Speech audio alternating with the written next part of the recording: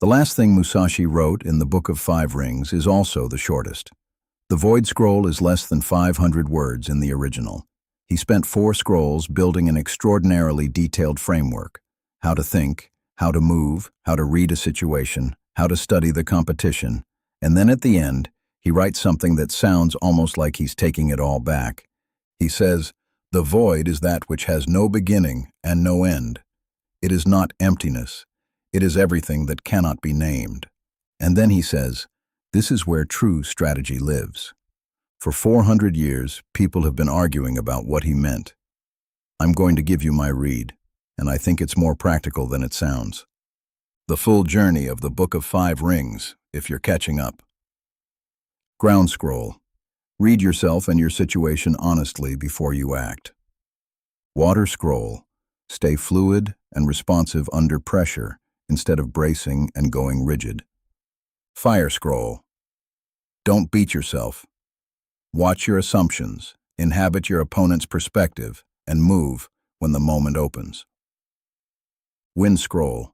Study what others get wrong with the same rigor you study what works. 5 scrolls. 5 layers. And now the 5th one, the void, which at first glance seems to undo all of it by saying, "Let go of what you know." That's not quite what he's saying. But getting to what he actually means requires sitting with it for a minute. Start with what Musashi isn't saying in the Void Scroll. He is not saying that the previous 4 scrolls don't matter.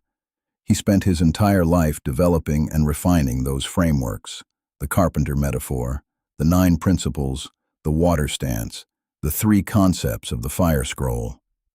He believed in them completely. He is not walking them back. He is also not describing some mystical state that only a handful of enlightened masters ever reach.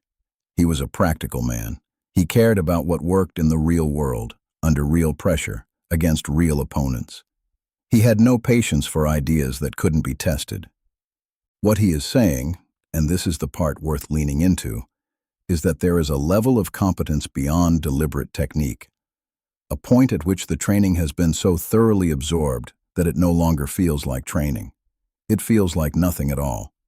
Just clear seeing and clean action, with no gap between them. He is describing the difference between someone who knows the rules and someone who no longer needs to consciously apply them. Think about how you learned to drive. At first, every action was deliberate. Check the mirror, signal, check again, hands at 10 and 2. Don't forget the blind spot.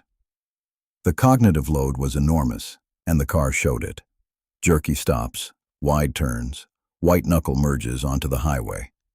Now think about the last time you drove somewhere familiar. You arrived and realized you couldn't account for most of the journey. Not because you were distracted, because the skill had moved somewhere deeper than conscious attention. Your hands made the turns, your foot found the brake. The road was processed and responded to without you having to think about any of it. That's not the void, but it's the direction Musashi is pointing. Now take that same progression and apply it to something that actually has stakes. A surgeon who has performed a procedure hundreds of times. A negotiator who has sat across the table in high-pressure situations so many times that the patterns are just visible to them. They don't have to calculate, they just see. A parent who reads their child's mood in the first 3 seconds of walking in the door, without knowing how they know. In each case, the framework, the training, the deliberate practice, the accumulated judgment, has dissolved into something that feels effortless. That's what Musashi means by the void. Not the absence of skill. Skill that has become so fully integrated it no longer announces itself. Here's why the Void Scroll is the right place to end. Everything in the first 4 scrolls, the self-assessment, the fluidity, the tactical awareness, the critical study of other approaches, all of it requires deliberate effort at first. You have to consciously check your assumptions, consciously adjust your posture, consciously take the other person's perspective, consciously ask where the dominant approach breaks down. That deliberate effort is not the destination. It's the path. The destination, the void Musashi is pointing at, is the place where you've done that work so many times, across so many real situations, that it becomes the automatic substrate of how you operate. You don't check your assumptions because you remember to. You operate from a place where unexamined assumptions simply don't survive very long before something in you catches them. Most people never get there, not because they lack the capacity, but because they stop at the framework. They learn the rules, get comfortable with the rules, and stay there. The rules feel like mastery because they're better than having no rules at all. Musashi is saying, the rules are the beginning, not the end. The void is what's on the other side of having truly internalized them. There's something both humbling and clarifying about ending here. Humbling because the void, real mastery that has moved below the level of conscious effort, takes a long time and a lot of real-world pressure to develop. You cannot shortcut it.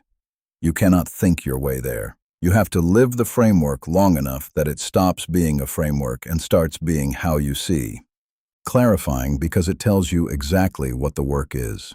Not learning more techniques, not accumulating more frameworks, applying what you know repeatedly in real situations until the gap between knowing it and being it closes.